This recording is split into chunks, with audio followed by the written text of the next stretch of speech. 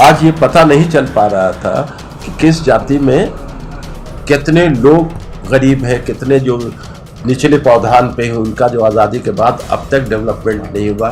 जैसे ये जातीय जनगणना हो जाएगा तो इसमें ये नहीं है कि किसी जात के लिए किसी ने, उसको हर जात का एक डिफाइन कर दिया जाएगा इनकी कितनी पॉपुलेशन है। उसमें देखा जाएगा कि पॉवर्टी लाइन में कौन जाति के लोग गरीब हैं, कितने लोग हैं। उससे एक आसानी हो जाएगी बिहार के विकास के लिए, और वो बिहार की जनता जो गरीब जनता है उनके डेवलपमेंट के लिए। खुद सभी लोगों को अपने जातियों को ये अंदाज़ा लग जाए कि मेरी जाति कहाँ तक पहुँची है, किस लेवल में है। तो हमारे राष्ट्रीय अध्यक्ष लालू प्रसाद जी ने इसको आवाज़ को बुलंद करते हुए और पूरे देश में ये आवाज़ उठाई, और धीरे धीरे लोग, इंडिया के लोगों को भी समझ में आ रहा था, और नीतीश जी भी इस आवाज़ में सहयोग दिए, और इस आवाज़ के साथ नीतीश जी भी माना, और इसलिए जातीय जनगणना महागठबंधन के लोग ये, और उसके लिए लोगों ने हाईकोर्ट चले गए। जो दूध का दूध पानी का पानी हुआ कि हाईकोर्ट को भी ये मालूम हो गया कि ये सही है, जाति गणना होना चाहिए, और हाईकोर्ट ने पक्ष में दिया। तो सारा का सारा ये हमारे महागठबंधन और हमारे राष्ट्रीय अध्यक्ष की देन है, और यही बिहार से अब देखिए धीरे धीरे सारे स्टेट्स में हो जाएगा।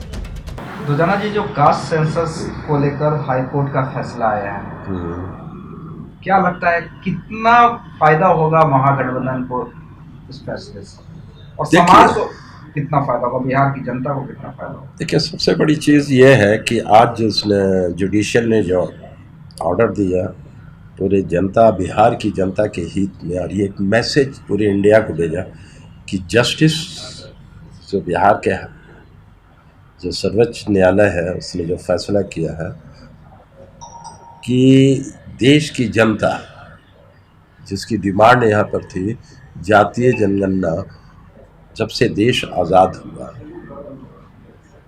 उस वक्त से ये डिफाइन नहीं हो पाया किस जाति के कैसे कैसे कितना पॉपुलेशन है। आप देखिए, आज़ादी के बाद हर चीज़ का, चरिंदा परिंदा, सारी लोगों, सारी चीज़ों का जनगणना हो गया, लेकिन जो बेसिक जो देश की जनता है उसकी जनगणना नहीं हुई, कि जिसमें इससे फ़ायदा क्या क्या होने वाला है। जैसे ये जातीय जनगणना हो जाएगा तो इसमें ये नहीं है कि किसी जात के लिए किसी ने, उसको हर जात का एक डिफाइन कर दिया जाएगा इनकी कितनी पॉपुलेशन है। उसमें देखा जाएगा कि पॉवर्टी लाइन में कौन जाति के लोग गरीब हैं, कितने लोग हैं। उससे एक आसानी हो जाएगी बिहार के विकास के लिए, और वो बिहार की जनता जो गरीब जनता है उनके डेवलपमेंट के लिए।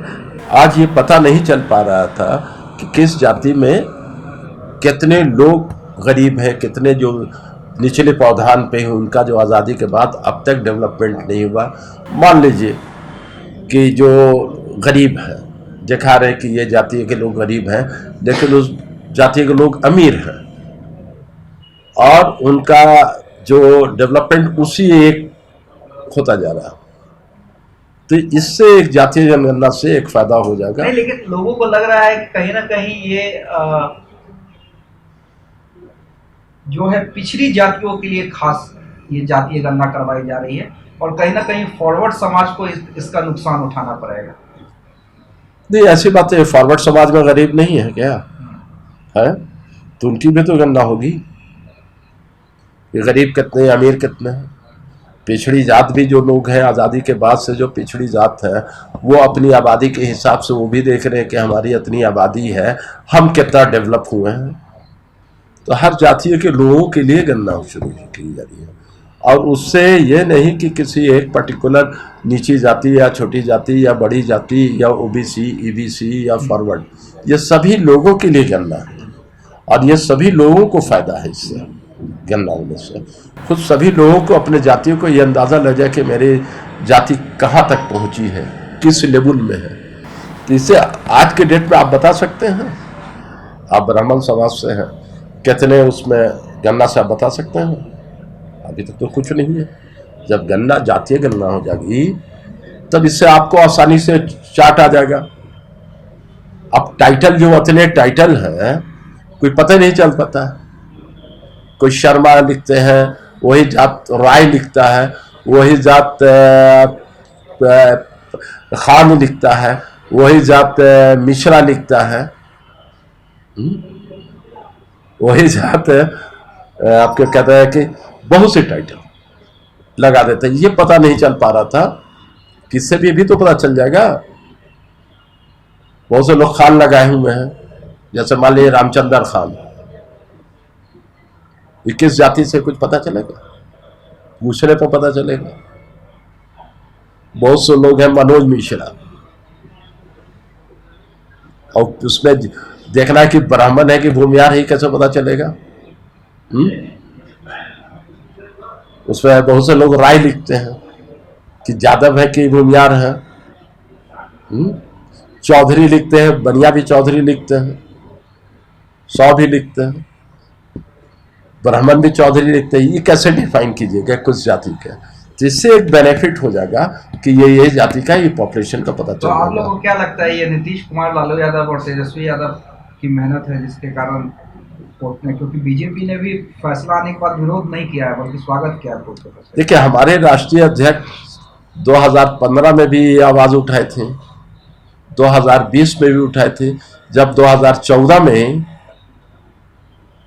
एनडीए की सरकार आई थी, उस वक्त फाइनेंस मिनिस्टर स्वर्गीय अरुण जेटली जी, उन्होंने जातीय जनगणना पे उन्होंने आवाज उठाई थी, जो पेपर में भी आया था।